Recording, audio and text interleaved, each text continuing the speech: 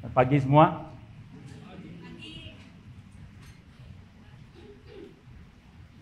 Bersiap pendengaran firman Tuhan ya.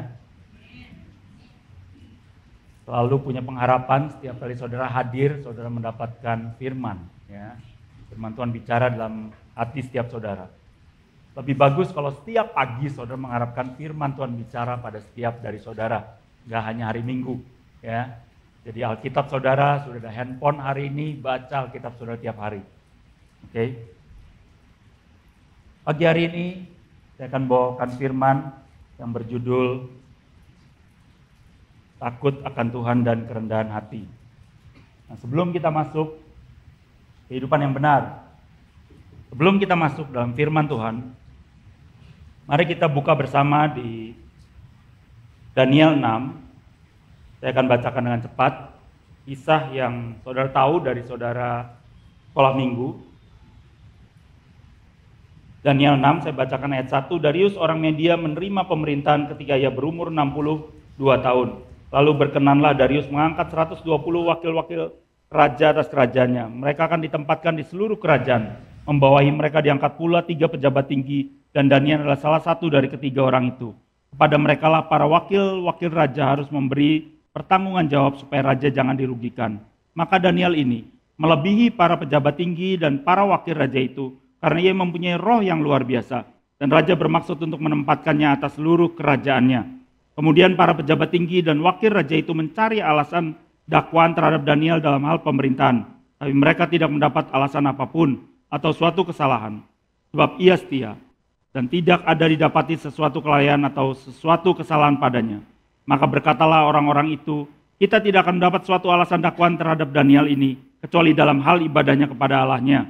Kemudian bergegas-gegaslah para pejabat tinggi dan wakil raja itu menghadap raja serta berkata kepadanya, ya Raja Darius, kekalah hidup tuanku. Semua pejabat tinggi kerajaan ini, semua penguasa dan wakil raja, para menteri dan bupati telah mufakat supaya dikeluarkan kiranya suatu penetapan raja dan ditetapkan suatu larangan, agar barang siapa yang dalam 30 hari menyampaikan permohonan kepada salah satu dewa atau manusia, kecuali pada tuanku ya Raja, maka ia akan dilemparkan ke dalam gua singa. Oleh sebab itu ya Raja, keluarkanlah larangan itu dan buatlah suatu perintah yang tidak dapat diubah, menurut undang-undang orang Media dan Persia, dan tidak dapat dicabut kembali. Sebab itu Raja Darius membuat suatu surat perintah dengan larangan itu. Demi didengar Daniel bahwa surat perintah itu telah dibuat, pergilah ia ke rumahnya. Dalam kamar atasnya ada tingkap-tingkap yang terbuka ke arah Yerusalem. 3 kali sehari ia berlutut, berdoa serta memuji Allahnya, seperti yang biasa dilakukannya. Lalu orang itu bergegas-gegas masuk dan mendapat Daniel sedang berdoa dan bermohon kepada Allahnya. Kemudian mereka menghadap raja dan menanyakan kepadanya tentang larangan raja. Bukankah Tuanku mengeluarkan suatu larangan supaya setiap orang yang dalam 30 hari menyampaikan permohonan kepada salah satu dewa atau manusia kecuali kepada Tuanku ya Raja akan dilemparkan ke dalam gua singa? Jawab raja, perkara ini telah pasti menurut undang-undang orang Media dan Persia yang tidak dapat dicabut kembali. Lalu kata mereka kepada raja, Daniel salah seorang buangan dari Yehuda tidak mengindahkan Tuanku ya Raja dan tidak mengindahkan larangan yang Tuanku keluarkan, tapi 3 kali sehari ia mengucapkan doanya. Setelah raja mendengar hal itu, maka sangat sedihlah ia dan ia mencari jalan untuk melepaskan Daniel. Bahkan sampai matahari masuk, ia masih berusaha untuk menolongnya. Lalu bergegas-gegaslah orang-orang itu menghadap raja serta berkata kepadanya, ketahuilah ya Raja, bahwa menurut undang-undang orang Media dan Persia, tidak ada larangan atau penetapan yang dikeluarkan raja yang dapat diubah. Sesudah itu raja memberi perintah. Lalu diambillah Daniel dan dilemparkan ke dalam gua singa. Berbicaralah raja kepada Daniel, Allahmu yang kau sembah dengan tekun, dialah kiranya yang melepaskan kau. Maka dibawalah sebuah batu dan diletakkan pada mulut gua itu. Lalu raja mencap itu dengan cincin materainya dan dengan cincin materai para pembesarnya, supaya dalam hal Daniel tidak dibuat perubahan apa-apa. Lalu pergilah raja ke istananya dan berpuasalah ia semalam-malaman. Itu ia tidak menyuruh datang penghibur-penghibur dan ia tidak dapat tidur. Pagi-pagi sekali ketika fajar menyingsing, bangunlah raja dan pergi dengan buru-buru ke gua singa. Dan ketika ia sampai dekat gua itu, berserulah ia kepada Daniel dengan suara yang sayu. Berkatalah ia kepada Daniel, Daniel hamba Allah yang hidup, Allahmu yang kau sembah dengan tekun telah sanggupkah ia melepaskan kau dari singa-singa itu? Lalu kata Daniel kepada raja, ya Raja, kekalah hidupmu, Allahku telah mengutus malaikatnya untuk mengatupkan mulut singa-singa itu, sehingga mereka tidak mengapa-ngapakan aku. Karena ternyata aku tak bersalah di hadapannya. Tapi juga terhadap Tuanku ya Raja, aku tidak melakukan kejahatan. Lalu sangat sukacitalah Raja, dan ia memberi perintah supaya Daniel ditarik dari dalam gua itu. Maka ditariklah Daniel dari dalam gua itu, dan tidak terdapat luka apa-apa padanya, karena ia percaya kepada Allahnya. Raja memberi perintah, lalu diambillah orang-orang yang telah menuduh Daniel, dan mereka dilemparkan ke dalam gua singa. Baik mereka maupun anak-anak dan istri-istri mereka. Belum lagi mereka sampai ke dasar gua itu, singa-singa itu telah menerkam mereka, bahkan meremukkan tulang-tulang mereka.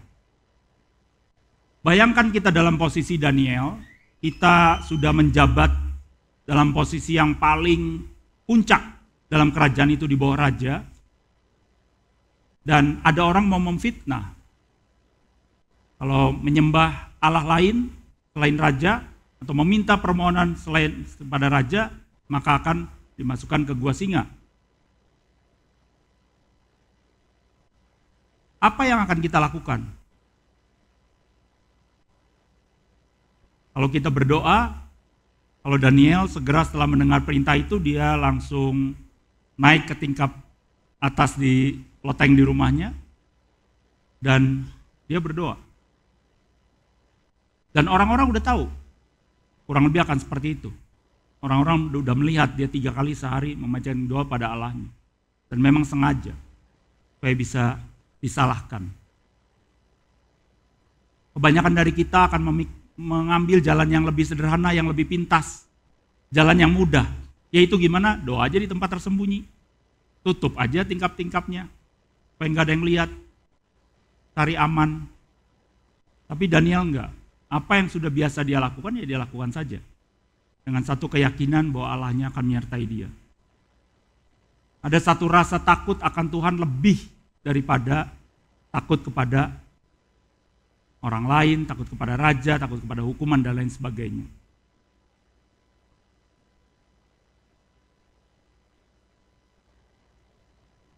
Hidup kita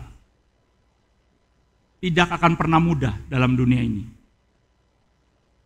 Beberapa bulan yang lalu saya membagikan mengenai kehidupan yang menarik. Pagi hari ini saya mau mengajak kita semua untuk memiliki kehidupan yang benar dan menarik. Silakan ditampilkan. Musuh kita, iblis, membujuk kita untuk melakukan hal-hal yang baik.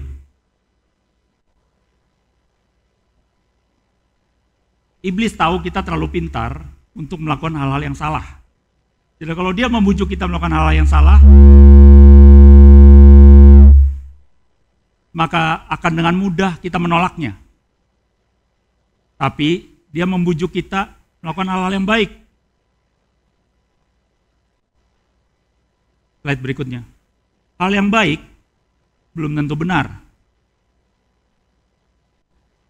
Kelihatannya baik, belum tentu benar. Maka judulnya bukan kehidupan yang baik. Judul dari firman Tuhannya adalah kehidupan yang benar. Benar sesuai firman. Benar. Jadi ingat saudara, hanya memiliki kehidupan yang baik, belum tentu saudara hidup benar. Contoh.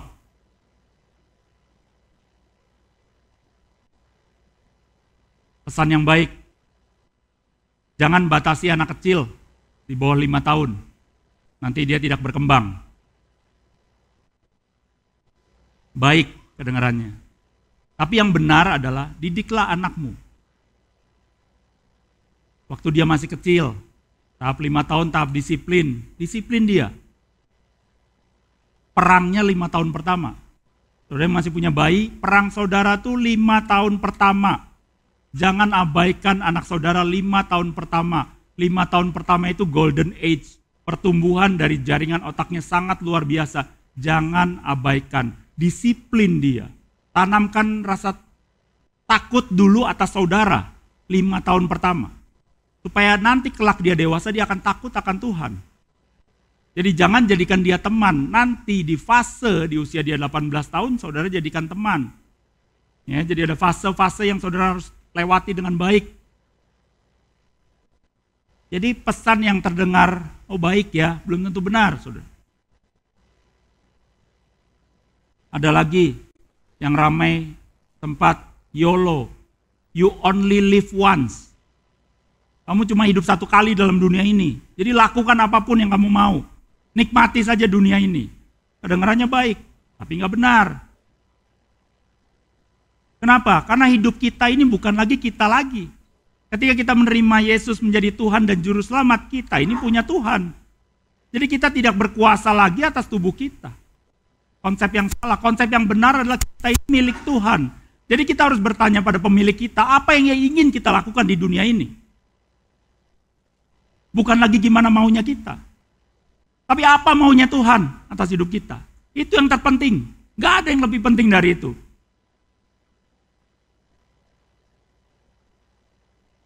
Berikutnya, memaksa anak kita, thank you,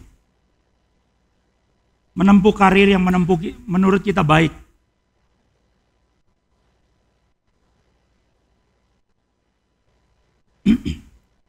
Untuk masa depannya.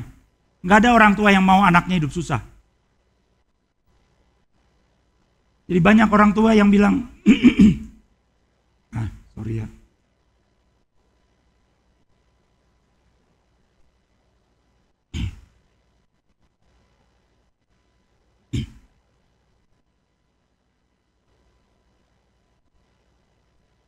Nggak ada orang tua yang mau anaknya hidup susah.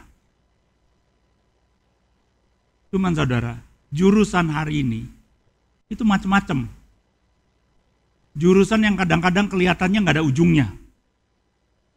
Ya, jadi orang tua yang punya pemikiran zaman dulu itu dia memaksa anaknya, tujuannya baik, mau membuat anaknya hidup bahagia, mau membuat anaknya hidup berkecukupan, tapi dia memaksakan pada anaknya, kamu kerjanya ini aja. Yang ada anaknya bukan bahagia, malah anaknya susah hidupnya. Karena gak sesuai dengan apa yang menurut dia menjadi panggilan dalam hidupnya. Yang Tuhan sudah ciptakan, yang Tuhan sudah sediakan. Loh bagaimana kalau dia menjalankan panggilannya dia gak cukup? Hidupnya nanti kelak. Konsepnya salah saudara. Yang benar adalah kecukupan. Apa arti kata cukup? Cukup adalah menjalankan panggilan kita dan kita cukup. Jadi panggilan saudara seorang guru, ya kecukupannya untuk seorang guru. Panggilan saudara menjadi seorang pengusaha, kecukupan yang Tuhan beri ya sebagai seorang pengusaha. Itu sebabnya kita juga nggak bisa sirik-sirikan. Oh dia hidup begini, dia hidup sukses. Ya karena panggilannya beda-beda. Pastikan aja panggilan dalam hidup saudara, maka kecukupan dari Tuhan akan datang. Itu akan berlaku juga untuk anak-anak kita. Ketika anak-anak kita memasuki panggilan dalam hidupnya, untuk apapun itu, maka kecukupan dari Tuhan akan menyertai. Gak perlu takut, firman Tuhan ya dan amin. Tuhan gak akan pernah meninggalkan anaknya sengsara. Enggak. Cuman kita dengan prinsip kita, orang dunia, oh kalau kerja ini gak akan ada ujungnya, gak akan ada kecukupan. Salah saudara. Kejar dulu panggilan Tuhan, maka kecukupan akan hadir dalam hidup saudara. Jadi ketika kita menerima Kristus sebagai Tuhan dan Juru Selamat, maka kehidupan kekristenan kita itu dimulai. Ya, keselamatan buat saudara dan saya itu bukan akhir dari segalanya. Justru itu adalah awal dari kehidupan kekristenan kita. Ketika kita diselamatkan menerima Yesus sebagai Tuhan dan Raja, start kehidupan kita mulai. Nah, kita mau isi apa kehidupan kita? Bagaimana cara kita menjalani dan mempraktekkan iman kita dalam kehidupan kita sehari-hari? Sungguh penting. Mempraktekkan iman kita, mempraktekkan apa yang kita percayai dalam hidup kita. Itu sungguh penting. Bagaimana caranya? Apa yang kita lakukan sehari-hari? Dan saudara, berita yang agak menyeramkan ya. Penghakiman dimulai dari rumah Tuhan. Ya, kenapa? Karena saudara sudah tahu kebenaran. Kalau saudara tidak melakukannya, penghakimannya mulai dari saudara.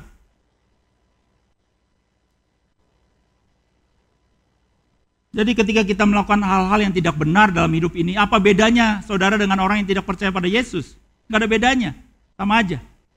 Jangan saudara, miliki kehidupan yang benar, miliki kehidupan yang menarik, miliki kehidupan yang berbeda. Hidup dengan Tuhan. Nah, bagaimana kita menjalankan kehidupan kekristenan kita dengan benar?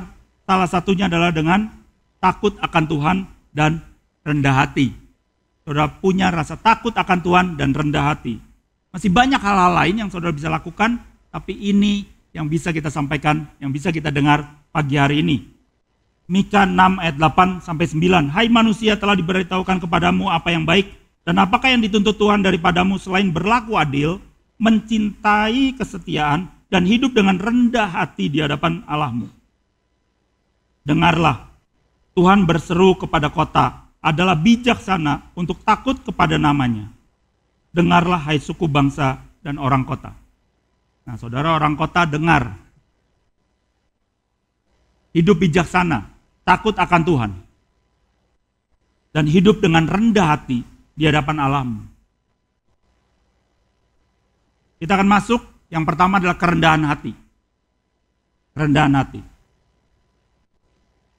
Mazmur 22 ayat 27, orang yang rendah hati akan makan dan kenyang. Orang yang mencari Tuhan akan memuji-muji Dia. Biarlah hatimu hidup untuk selamanya. Saudara rendah hati, saudara makan dan kenyang.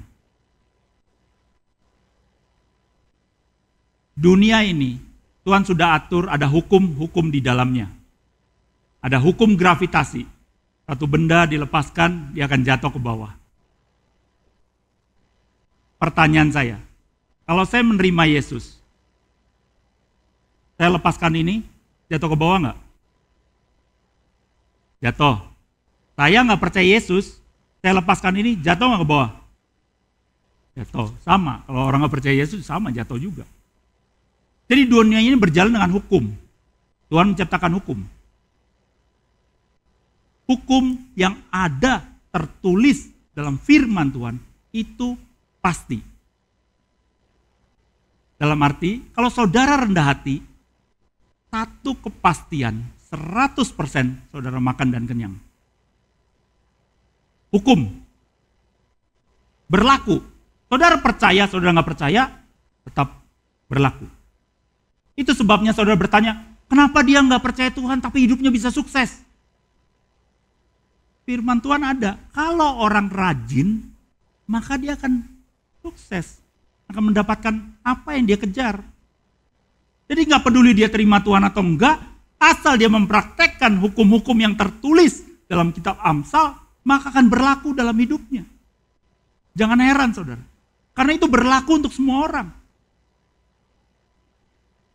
Apa bedanya dengan kita? Kita punya Kristus, kita punya pegangan, kita punya sauh. Beda banget.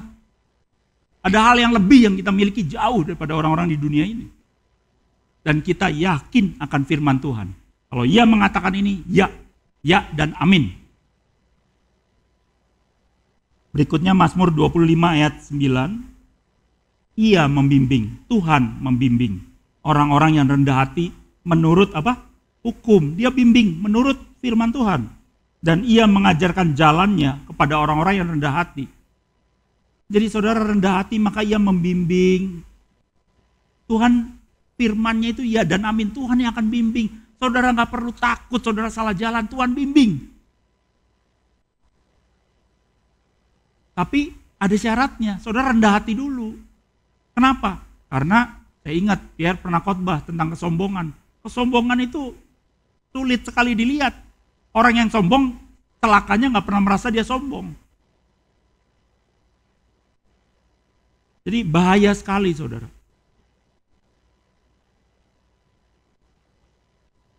Mazmur 37 ayat 11. Tetapi orang-orang yang rendah hati akan mewarisi negeri dan bergembira karena kesejahteraan yang berlimpah-limpah. Saudara lihat Daniel. Saya baca itu, aduh ini orang luar biasa. Dia posisi nomor 2 dalam satu kerajaan. Apa yang dia lakukan ketika mendengar berita itu? Kalau saya, pikiran saya nih, oh saya akan datang cepat-cepat ke raja dan akan argumen sama raja. Raja kenapa kamu keluarin itu? Apa alasannya? Daniel enggak, dia terima aja. Dia terima ya sudah, terjadilah. Orang-orang yang punya sikap hati seperti ini, enggak mempertahankan posisinya, nggak mempertahankan egonya, nggak mengejar gengsinya. Tuhan yang bela, saudara.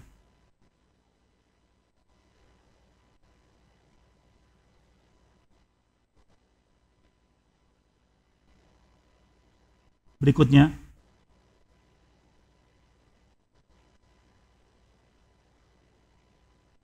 Mazmur 37 ayat 11, tapi orang-orang yang rendah hati akan mewarisi negeri dan bergembira karena sejahteraan yang berlimpah-limpah. Mazmur 149 ayat 4, sebab Tuhan berkenan kepada umatnya, ia memahkotai orang-orang yang rendah hati dengan keselamatan. Amsal 11 ayat 2, jikalau keangkuhan tiba, tiba juga cemooh. Tetapi hikmat ada pada orang yang rendah hati. Saudara, kita sangat perlu hikmat menghadapi dunia ini. Perlu bijaksana. Jadi sekali lagi, rendah hati, rendah hati, rendah hati. Banyak sekali ayat firman Tuhan tentang rendah hati. Amsal 29 ayat 23, keangkuhan merendahkan orang, tetapi orang yang rendah hati menerima pujian. Yakobus 4 ayat 6, tetapi kasih karunia yang dianugerahkannya kepada kita lebih besar daripada itu. Karena itu ia katakan Allah menentang orang yang congkak, tetapi mengasihani orang yang rendah hati. Nah, cara yang paling mudah, sebelum masuk slide berikutnya ya, cara yang paling mudah untuk kita tahu apakah kita sombong atau enggak, karena sombong ini kan tricky ya. Tricky itu jadi bisa kita nggak sadar. Cara yang termudah adalah tanya sama orang yang terdekat pada kita. Kalau kita pasangan kita, saya ini sombong nggak sih? Atau tanya pada orang-orang di sekitar kita, orang-orang yang cukup mengenal kita, cukup sering berinteraksi. Sorry nih mau tanya, saya ini sombong nggak? Ketika mereka bilang, kamu sombong, jangan didebat saudara. Kalau saudara debat, itu 100% saudara sombong. Ya, itu buktinya. Itu bukti kesombongan saudara. Nggak bisa dapat masukan.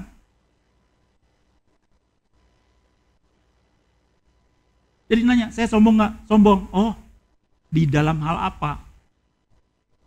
Nah, saudara belajar untuk rendah hati. Karena banyak sekali hal baik tentang rendah hati yang adalah hukum firman Tuhan. Hukum berlaku ketika saudara mempraktekkan kerendahan hati saudara. Jadi saudara nggak peduli berapapun pencapaian saudara, berapapun karir saudara, berapapun hebatnya saudara, berapapun harta yang saudara miliki, tetap rendah hati. Rendah hati yang nggak jadi bos, nggak bosi, bukan nggak jadi bos, saudara tetap jadi bos kalau saudara punya perusahaan. Tapi nggak bosi, beda kan? Bos sama bosi. Yang nggak tahu bedanya tanya sama bos saudara. Bos, kalau bosi gimana? Nah. Bagaimana caranya supaya kita rendah hati? Masuk slide berikutnya ya. Bagaimana caranya? Mazmur 103 ayat 13-16. Seperti Bapa sayang kepada anak-anaknya, demikianlah Tuhan sayang kepada orang-orang yang takut akan Dia.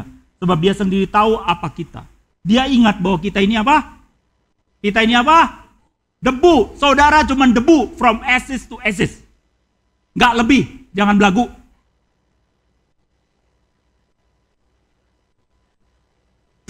Hilang.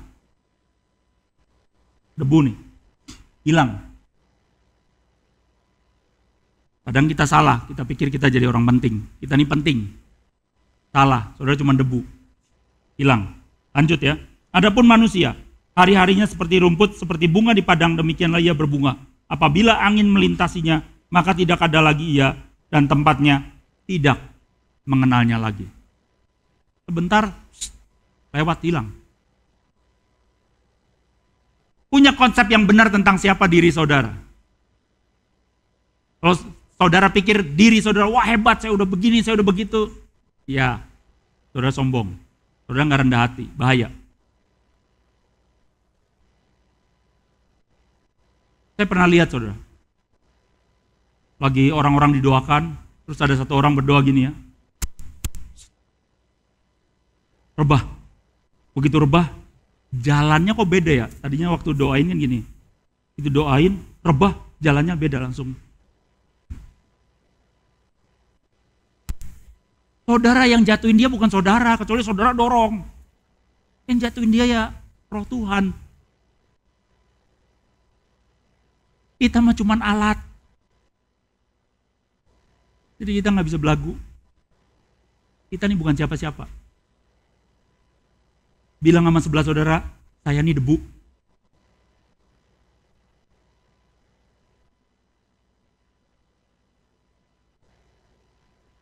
Punya konsep yang benar dulu. Jadi saudara nggak susah untuk rendah hati.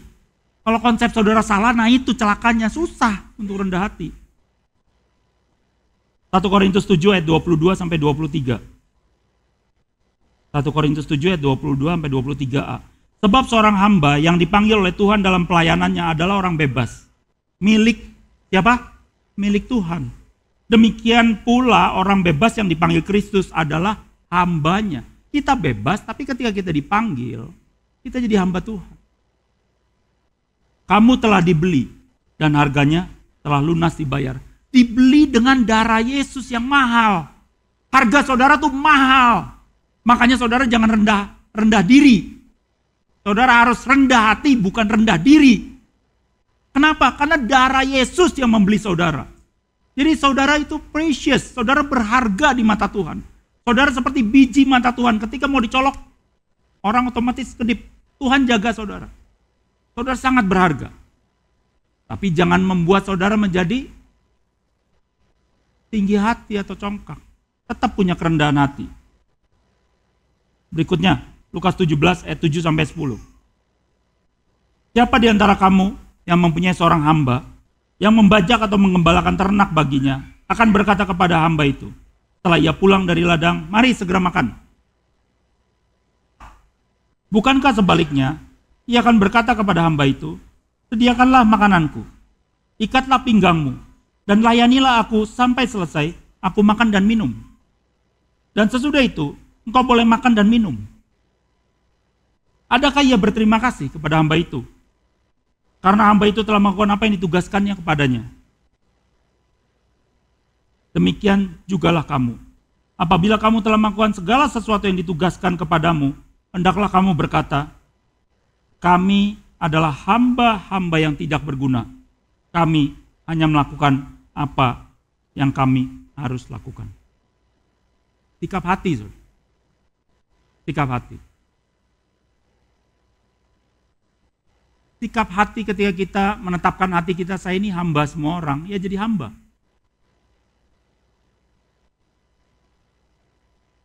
Jadi hamba, sikap hati. Kenapa? Ya karena kita memang bukan bos, kita ini bukan siapa-siapa, kita ini debu. Kita ini hambanya Tuhan. Salah kalau seorang hamba ketika pulang kerja, datang minta dilayani. Salah. Yang ada, tuannya bilang, kerjakan tugasmu. Siap. Tugasnya beres.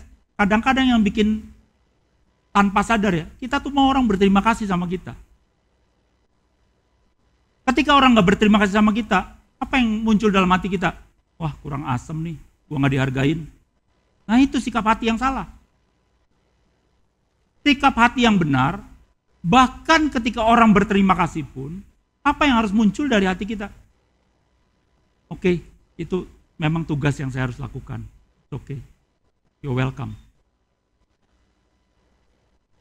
Seperti ini. Kami adalah hamba-hamba yang tidak berguna. Kami hanya melakukan apa yang harus kami lakukan.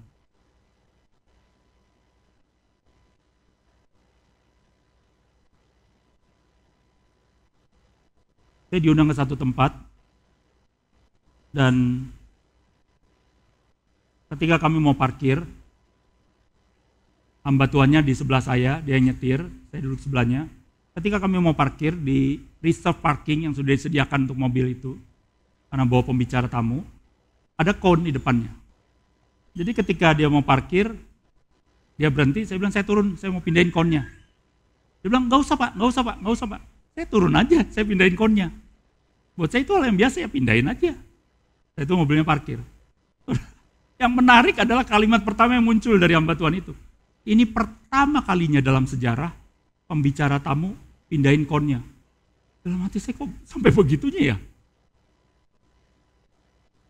Kalau kita memposisikan diri kita sebagai orang yang hebat, luar biasa, salah saudara di mata Tuhan. Hamba itu ya pelayan. Hamba itu ya pelayan lah. Bahasa sederhananya, mungkin agak kasar, maaf. Ya babu, budak, itu hamba. Nah, kalau kita punya pengertian seperti itu, nggak susah buat kita rendah hati. Karena kita memang rendah hati. Ya memang karena itu aja. Masuk poin berikutnya, takut akan Tuhan. Saudara nangkep ya? Amin saudara? Prakteknya mah susah saudara, percaya. Saudara, ego saudara gampang sekali muncul. Tanpa saudara sadari, itu muncul. Set. Kurang asem nih, gue gak dihargain. Aduh. Kurang lebih begitu. Seorang hamba tidak minta dilayani, ingat ya. Jadi jangan marah-marah sama orang yang melayani saudara, salah. Takut akan Tuhan. Mazmur 25 ayat 12-14, siapakah orang yang takut akan Tuhan? Kepadanya Tuhan menunjukkan jalan yang harus dipilihnya. Orang itu sendiri akan menetap dalam kebahagiaan dan anak cucunya akan mewarisi bumi. Tuhan bergaul karib dengan orang yang takut akan Dia dan perjanjiannya diberitahukannya kepada mereka. Tuhan bergaul karib. Bergaul karib itu enggak setahun sekali Tuhan bicara sama saudara. Bergaul karib itu ya tiap hari juga pengen bicara. Tiap hari juga Tuhan menyatakan apa yang menjadi kehendaknya. Itu namanya bergaul karib. Saudara hidup benar, maka Tuhan akan terus menyatakan dirinya pada saudara. Sekali lagi, percaya hukum firman Tuhan. Jadi saudara nggak akan bimbang ke kiri atau ke kanan ketika saudara dekat dengan Tuhan. Ketika saudara rendah hati, takut akan Tuhan, Tuhan akan tunjukkan semuanya terbuka dengan jelas di depan hidup saudara. Jadi you will live with no regret. Saudara akan menjalani kehidupan saudara tanpa penyesalan. Sehari pun. Mazmur 33 ayat 18-19, sesungguhnya mata Tuhan tertuju kepada mereka yang takut akan Dia, kepada mereka yang berharap akan kasih setianya, untuk melepaskan jiwa mereka daripada maut dan memelihara hidup mereka pada masa kelaparan. Jadi sekali lagi Tuhan yang jagain. Kita nggak usah takut. Mazmur 34 ayat 7, malaikat Tuhan berkemah di sekeliling orang-orang yang takut akan Dia, lalu meluputkan mereka. Mazmur 34 ayat 9-11, kecaplah dan lihatlah betapa baiknya Tuhan itu. Berbahagialah orang yang berlindung daripadanya. Takutlah akan Tuhan, hai orang-orang yang kudus, sebab tidak berkekurangan orang yang takut akan Dia. Singa-singa muda merana kelaparan, tapi orang-orang yang mencari Tuhan tidak kekurangan sesuatu pun yang baik.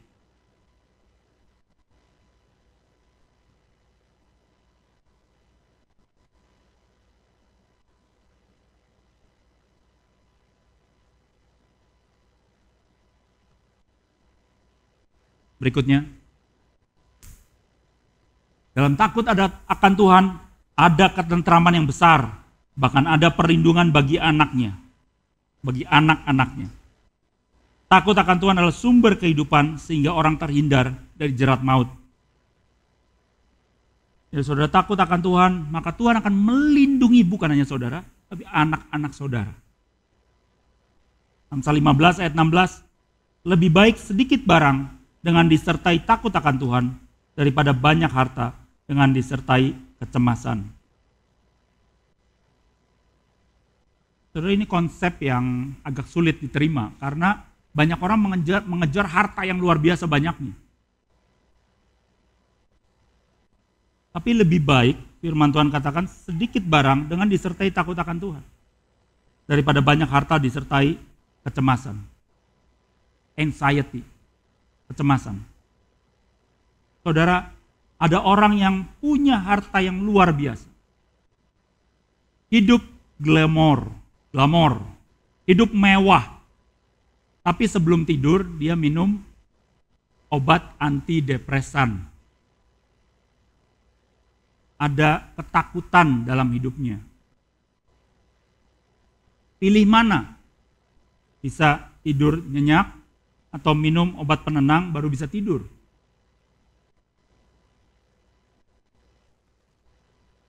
Jadi prioritas kita harus benar, saudara. Damai, sukacita itu yang perlu kita kejar.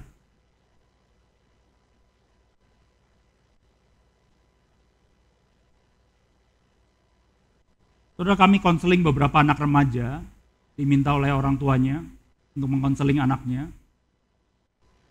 Beberapa sudah ke psikiater dan diberi obat penenang oleh psikiater anak-anak remaja tersebut.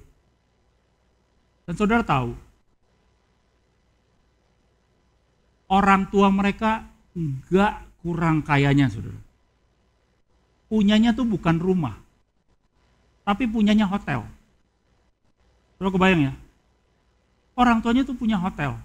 Punya hotel, jangan saudara pikir cuma satu. Bisa punya hotel juga beberapa. Jangan lagi lihat mobilnya.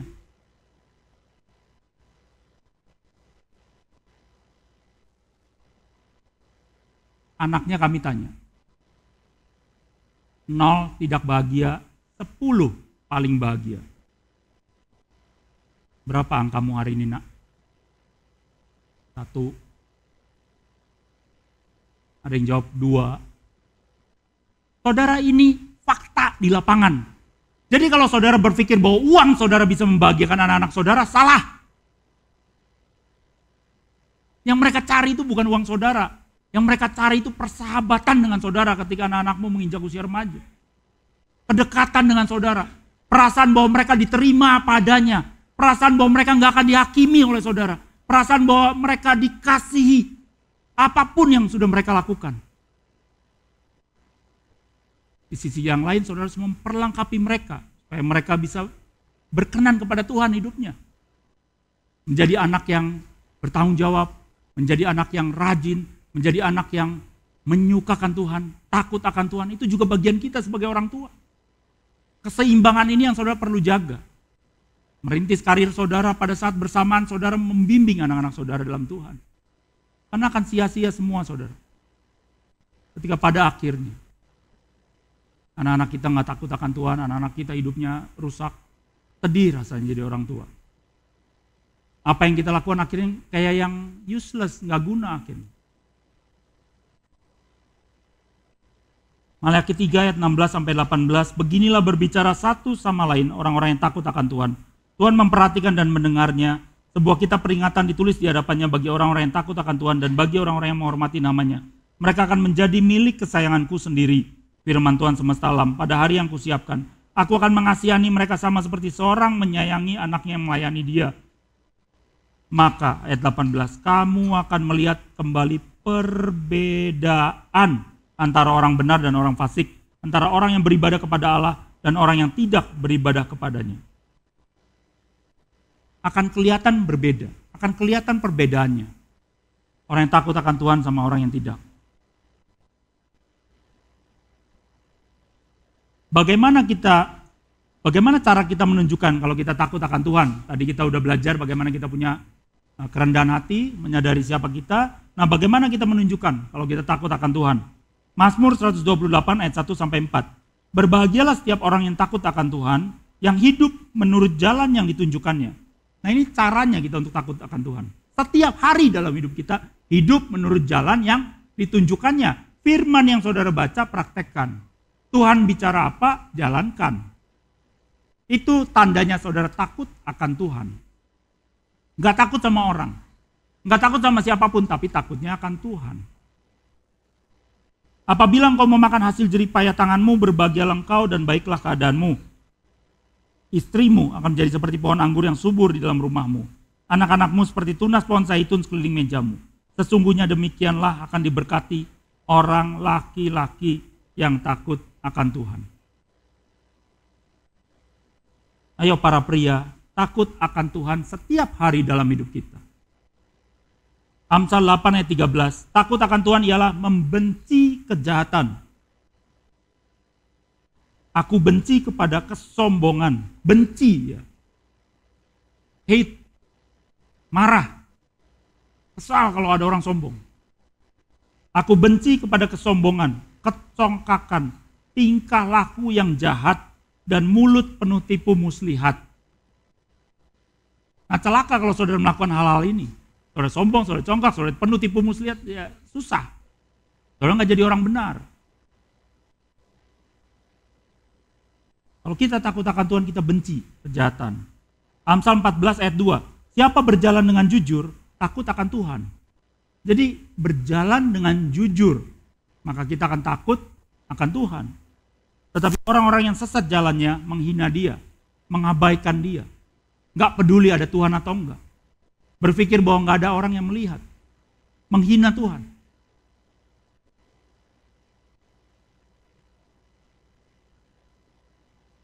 Jadi kita mengikuti firman Tuhan setiap hari, itu tandanya bahwa kita takut akan Tuhan. Maka semua hal yang disampaikan di atas tadi akan menyertai hidup kita. Kelihatannya mudah, tapi faktanya enggak takut akan Tuhan. Kalau saya cuma membagikan sekedar takut akan Tuhan, saudara, ya tahu takut akan Tuhan. Tapi apa maksudnya kita berjalan dalam takut akan Tuhan? Maksudnya setiap firman Tuhan mengatakan apa, ya kita jalankan. Slide berikutnya. Apa yang Tuhan katakan mengenai satu, mengasihi Tuhan.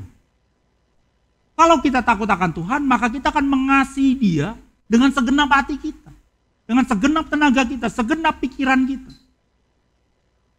Kalau kita nggak saat teduh, yang paling cuma butuh setengah jam, 1 jam, 1 hari, jangan bilang kita mengasihi dia.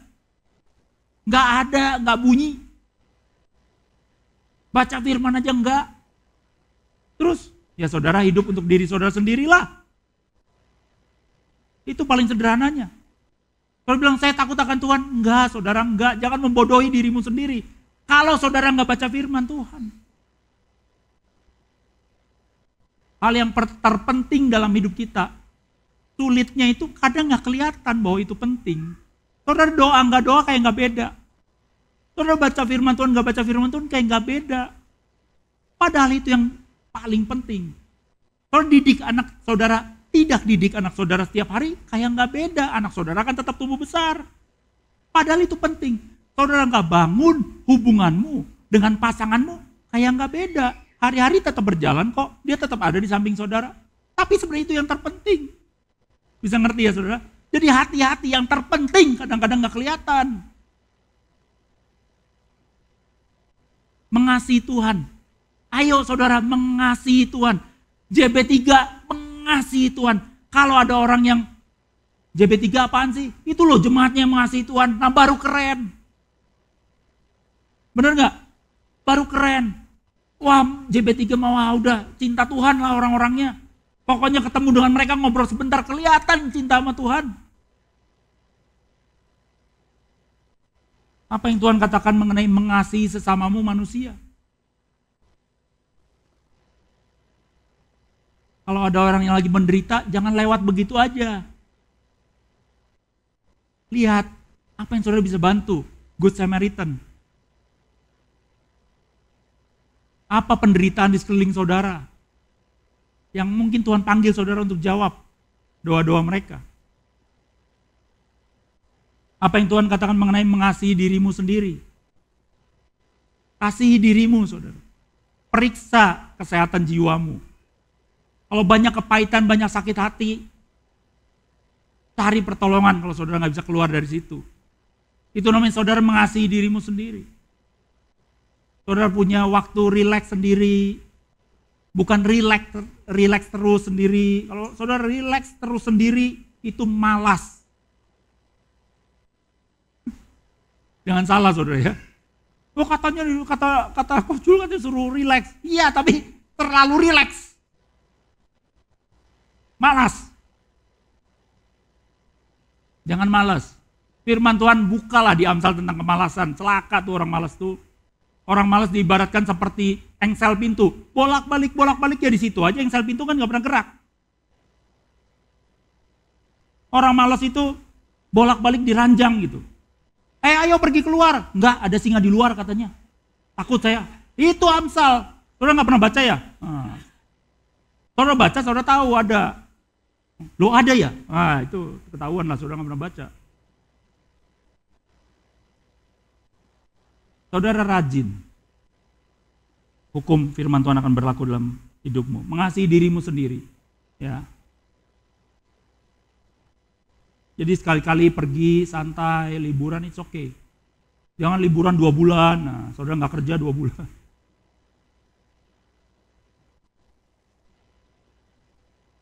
Apa yang firman Tuhan katakan mengenai kekudusan? Kekudusan ada orang, nggak ada orang, saudara sama. Apa yang saudara lakukan di depan umum sama di tempat tersembunyi itu sama. Itu kekudusan. Kekudusan itu menjaga mata saudara.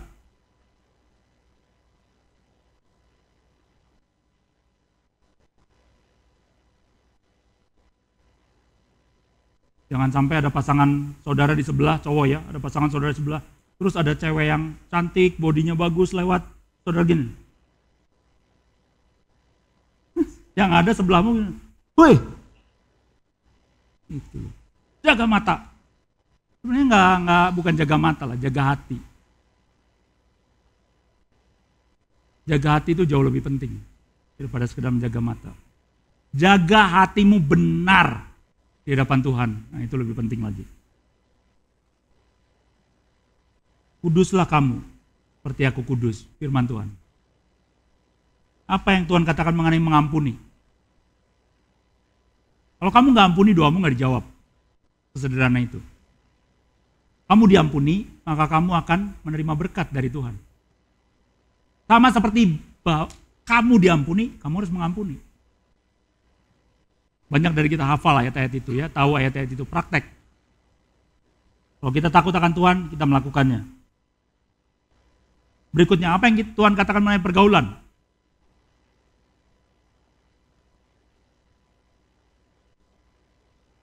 Oh, semua udah hafal lah ya. Wah, udah luar kepala, sekeliling otak, di atas rambut dikit.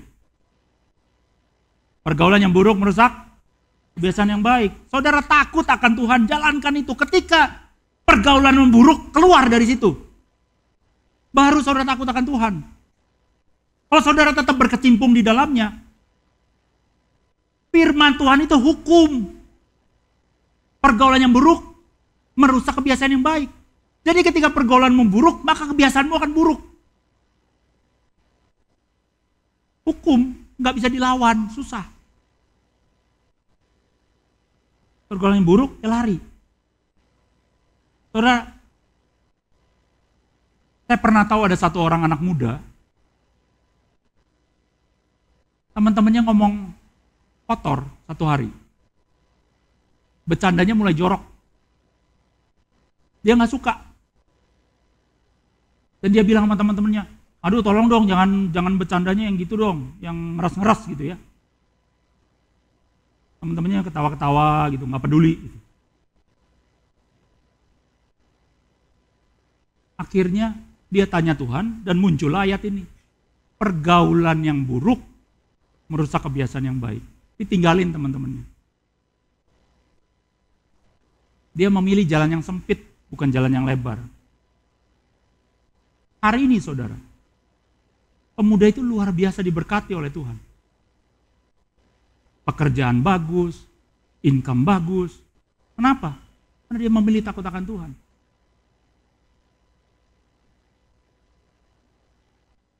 Dan teman-temannya itu, ternyata teman-teman terbaik dia yang dia harus tinggalkan.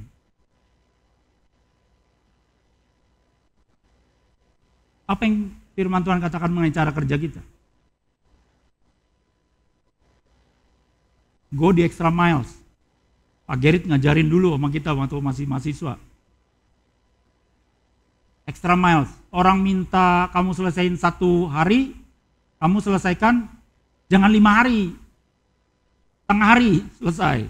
Itu extra miles. Bukan extra, jadi double. Orang suruh kamu 1 minggu, selesainya 2 minggu. Salah konsep. Orang suruh selesaiin satu minggu, ya selesaiin 3 hari. Extra miles.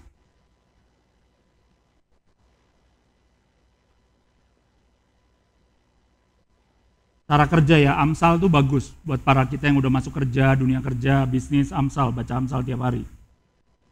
Amsal 15 ayat 33. Kalau saudara rendah hati, kalau saudara takut akan Tuhan.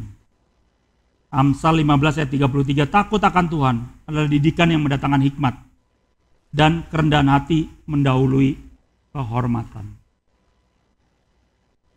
Saudara nggak usah minta dihormatin orang. Salah konsep, karena saudara hamba, nggak perlu dihormati. Tapi firman Tuhan janji, kalau saudara rendah hati, maka kehormatan akan datang. Jadi kejarnya rendah hatinya, bukan kejar dihormatinya, salah. Kejarnya takut akan Tuhannya. Maka hikmat akan menyertai hidup saudara. Amsal 22 ayat 4. Ganjaran kerendahan hati dan takut akan Tuhan adalah kekayaan, kehormatan, dan kehidupan. Ganjaran. Kalau saudara melakukan hal-hal itu kayak upah. Tiap akhir bulan kan saudara pasti sesuatu datang. Upah. Saudara udah kerja 1 bulan, akhir bulan, masuk ke rekening saudara. Ditransfer. Otomatis. Ganjaran atau upah dari saudara rendah hati dan takut akan Tuhan, itu sudah pasti. Yaitu kekayaan, kehormatan, dan kehidupan. Saudara, yang terpenting itu bukan apa yang ada hari ini. Apa yang kita lihat hari ini, siapa kita hari ini, bukan. Kita lihat akhir hidup kita nanti. Apakah kita finish the race or not? Apakah kita menyelesaikan hidup kita bertanggung jawab di hadapan Tuhan atau tidak? Kalau hari ini, saudara mungkin dalam situasi yang sulit, jangan terlalu pusing saudara. Lihat ujungnya. Jalani hidup saudara dengan rendah hati dan takut akan Tuhan. Lihat bagaimana Tuhan membela saudara. Kalau saudara hari ini diberi kelimpahan, diberi kecukupan oleh Tuhan, jangan juga terus jadi sombong. Karena saudara perlu melihat kesudahan hidup saudara. Jangan sampai seperti perumpamaan yang Tuhan bilang. Orang yang bilang, aku akan membangun lubung lebih besar, lebih banyak lagi. Firman Tuhan bilang, dia nggak tahu bahwa besok hidupnya sudah berakhir. Buat apa semuanya itu?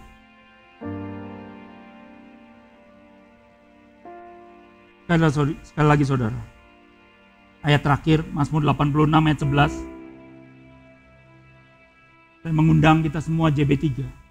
Ayo, tunjukkanlah kepadaku jalan-Mu ya Tuhan. Supaya aku hidup menurut kebenaran. Supaya aku hidup menurut kebenaran-Mu ya Tuhan. Bulatkanlah hatiku untuk takut akan nama-Mu. Unite my heart. Ayo, ambil satu momen. Tuhan, aku mau hidup benar di hadapan-Mu. Saya percaya ketika firman ini dibagikan, maka Tuhan berbicara dalam hidupmu. Ada hal yang gak benar. Jangan keraskan hatimu saudara. Lama-lama saudara jadi bebal. Ketika Roh Kudus berbicara, taat. Tinggalkan apa yang tidak benar dalam hidupmu. Jangan berpikir bahwa saudara ada dalam posisi yang aman. Kita oke-oke aja. Enggak saudara. Mata Tuhan menjelajah, melihat pada seluruh bumi. Siapa orang yang mencari aku?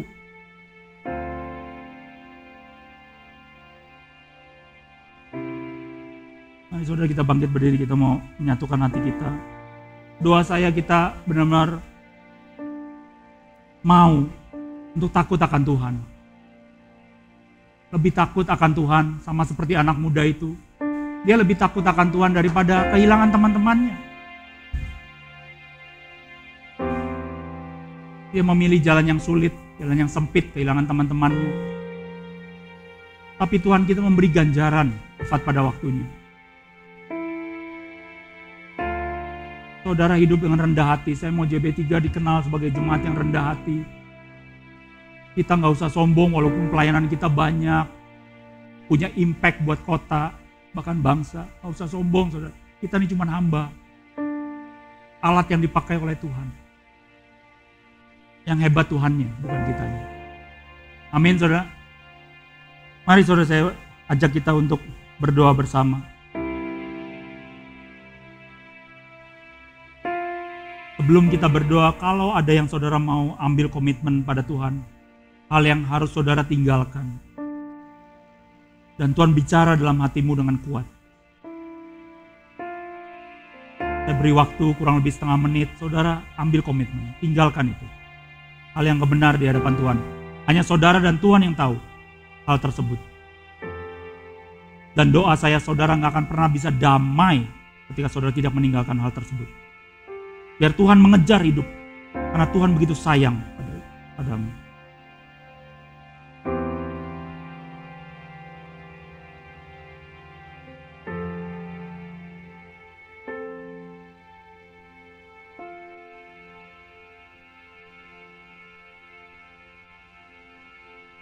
Bapa, kami ucap syukur Tuhan.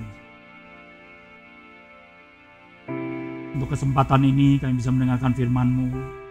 Tuhan berbicara terus dalam hati kami, apa hal-hal yang gak benar yang kami masih lakukan dalam hidup ini. Mungkin kami gak menyadarinya selama ini Tuhan, tapi singkapkan pada kami. Apa hal yang gak benar, kalau ada kesombongan dalam hidup kami Tuhan yang mungkin kami tidak menyadarinya, sadarkan kami Tuhan. Sadarkan kami. Supaya kami punya hati, punya konsep bahwa kami ini hamba semua orang. Jadi kami gak perlu minta dihargai, kami gak perlu minta dihormati, kami gak perlu rasa terima kasih dari orang-orang, tapi kami perlu belas kasihan daripada Engkau saja ya Tuhan. Biar kami sebagai satu jemaat Tuhan JB3, kami dikenal sebagai jemaat yang rendah hati dan jemaat yang takut akan Tuhan. Jemaat yang mengasihi Engkau Tuhan dengan sangat. Terima kasih Tuhan, terima kasih. Bicara terus, Roh Kudus-Mu terus Tuhan, menjamah hidup kami. Jadikan kami orang yang benar di mata-Mu. Terima kasih ya Tuhan.